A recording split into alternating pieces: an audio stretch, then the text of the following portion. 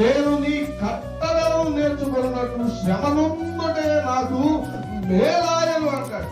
ఏమండి, శ్రమలో ఇదో చూడు మేలు వెతుకుతున్నాడు. నేను ఇంకో మాట ఇదో చూడు మీకు తెలియపరుస్తాను. ఏంటా మాట అంటే, మనం చాలా జాగ్రత్తగా వాక్యాన్ని అర్థం చేసుకుంటే శ్రమ ఇదో చూడు అనుభవించడం ద్వారా మేలు అంటాడు.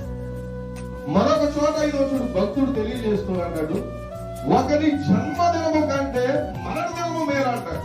ఇక మీరు రెండు విషయాలు చాలా కంపేర్ చేస్తే జాగ్రత్తగా వాక్యాన్ని పరిశీలన చేస్తే మనకు అర్థమవుతుంది. ఏంటా మాట అంటే, శ్రమలోనేమో శ్రమలు అనుభవించడం ద్వారేమో మేలు అంటాడు, ఒకరి జన్మదినము కంటే మరణ దినము మేలు అంటాడు. ఈ మాటలు చూడు లోకము యాక్సెప్ట్ చేస్తుందా, లోకము అంగీకరిస్తుందా అంటే లోకము ఏ మాత్రం కూడా అంగీకరిస్తుంది. ఏమండి, లోకం ఈ రోజు అంగీకరిస్తుందా?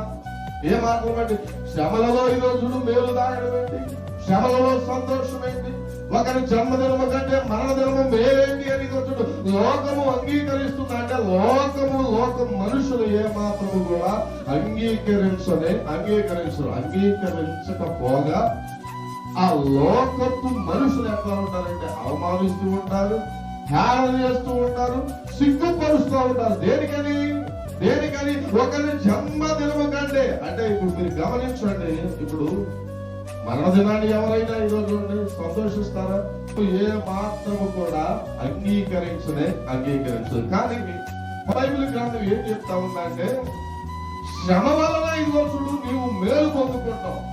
శ్రమ అనుభవాల్లోంచి నీవు ఒక ఆనందాన్ని, ఒక సంతోషాన్ని నువ్వు చూడగలుగుతావు.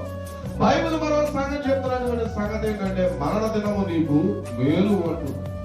కాబట్టి ఈ విషయాలన్నీ ఎవరు గ్రహించగలరు అంటే నేను చెప్తాను, మనం చెప్పబడినటువంటి రీతిగా ఆత్మానుసారులు, ఆత్మీయులు మాత్రమే ఈ విషయాలను గ్రహించగలుగుతారు.